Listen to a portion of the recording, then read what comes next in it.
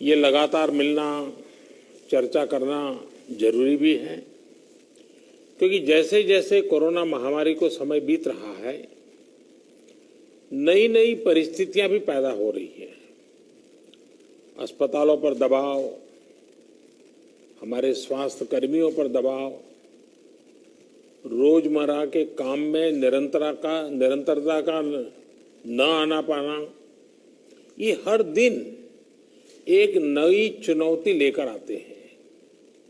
मुझे संतोष है कि हर राज्य अपने अपने स्तर पर महामारी के खिलाफ लड़ाई लड़ रहा है,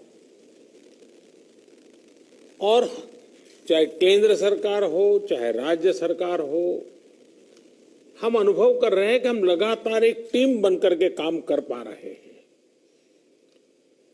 और यही टीम स्पिरिट जो है वो एक परिणाम लाने में हम सफल हुए हैं।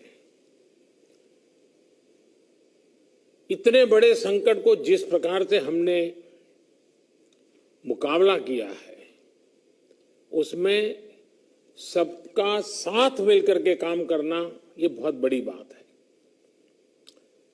सभी माननीय मुख्यमंत्री जी, आज 80% एक्टिव केसेस हम जो आज मिले हैं इन 10 राज्यों में है, और इसलिए कोरोना के खिलाफ लड़ाई में इन सभी राज्यों की भूमिका बहुत बड़ी हो जाती है।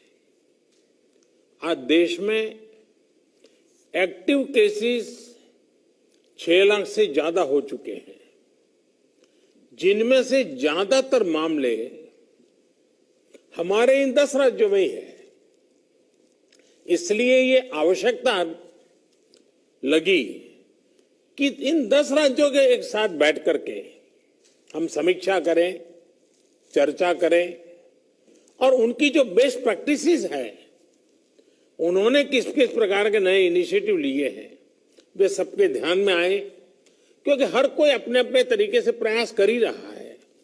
और आज की इस चर्चा से हमें एक दूसरे के अनुभवों से काफी कुछ सीखने को, समझने को मिला है।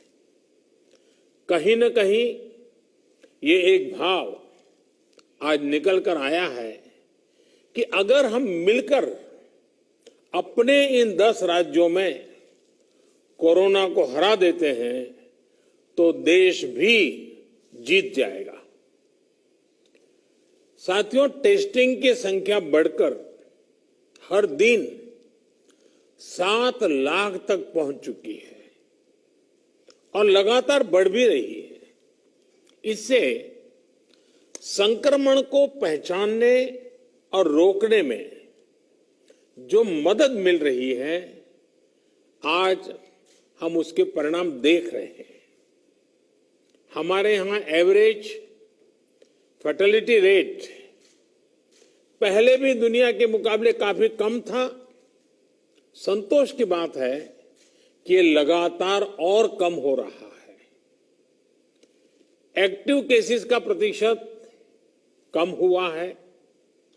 रिकवरी रेट लगातार बढ़ता जा रहा है, सुधरता जा रहा है।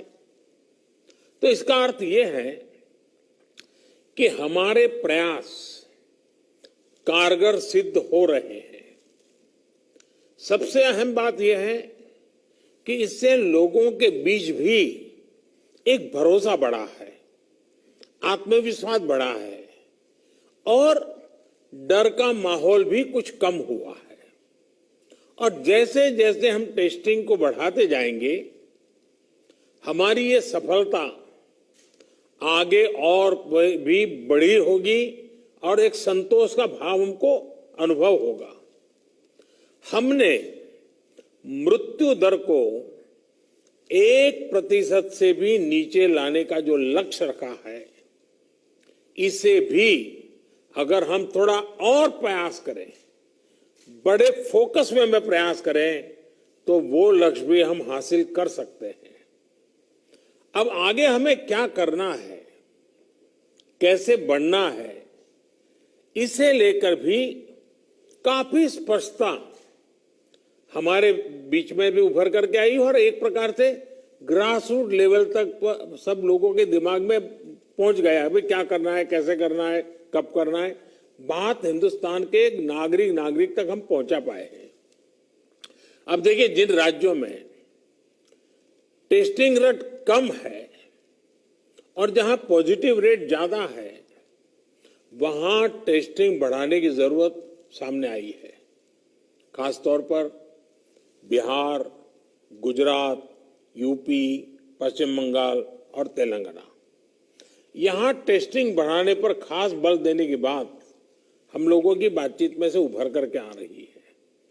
साथियों, अब तक का हमारा अनुभव है कि कोरोना के खिलाफ कंटेनमेंट, कॉन्टैक्ट ट्रेसिंग और सर्वेलेंस, ये सबसे प्रभावी हथियार है। अब जनता भी इस बात को समझ रही है, लोग पूरी तरह सहयोग भी कर रहे हैं। ये जागरूकता की हमारी कोशिशों से एक अच्छे परिणाम की तरफ हम आगे बढ़े हैं।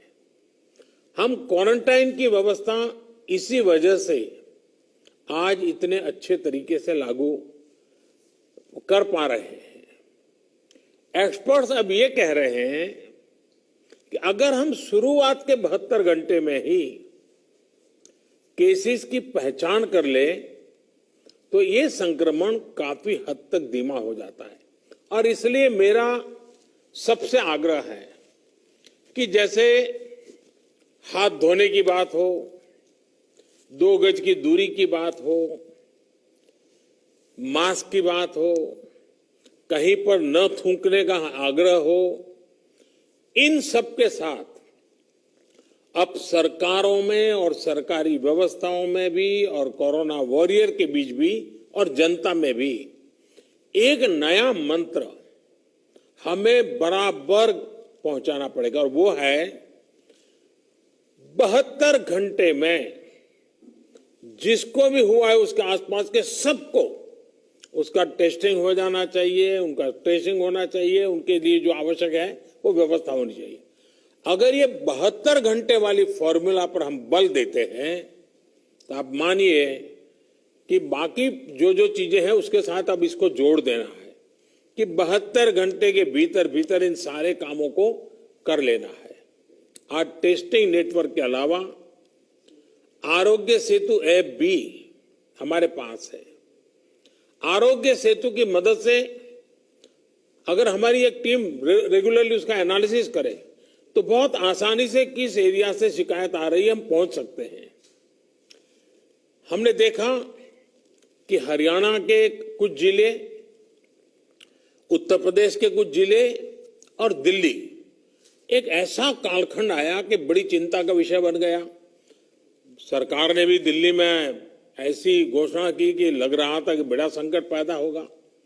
तो फिर मैंने एक रिव्यू मीटिंग की और हमारे होम मिनिस्टर श्रीमान अमित शाह जी को नेतृत्व में एक टीम बनाई और नए सिरे से सारा अप्रोच किया।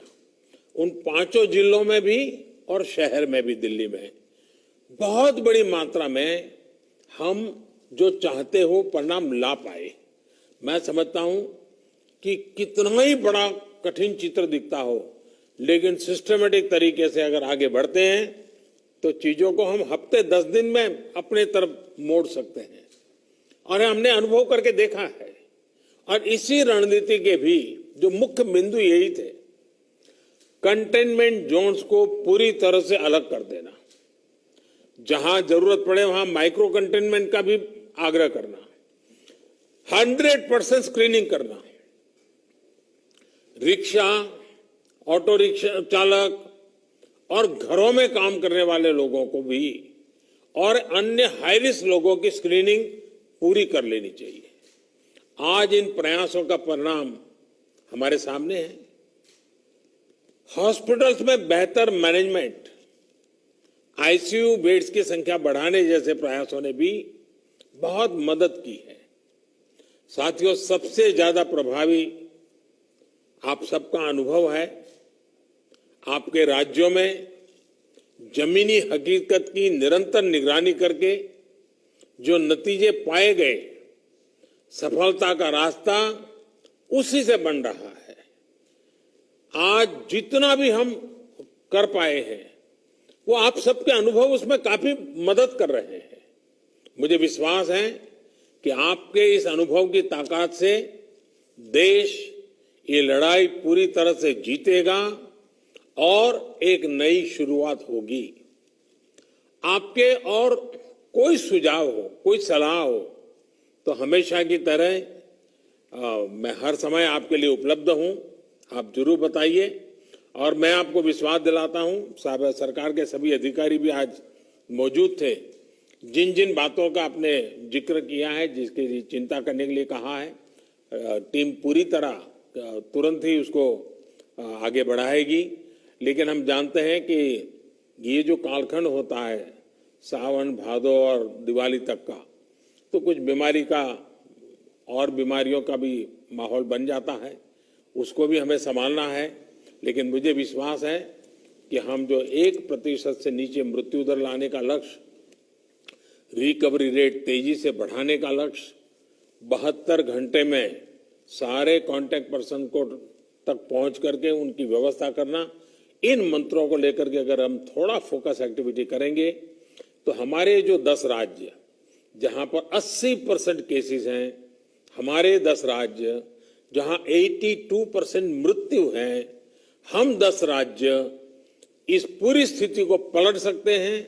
हम 10 राज्य मिलकर के हम भारत को विजयी बना सकते हैं और मुझे विश्वास है कि हम इस काम को कर पाएंगे। मैं फिर एक बार, आपने बहुत समय निकाला, समय की कमी के बावजूद भी बहुत ही अच्छे ढंग से आपने अपनी सारी बातें रखी हैं। मैं आपका बहुत बहुत धन्यवाद करता हूं। So those were the Prime Minister's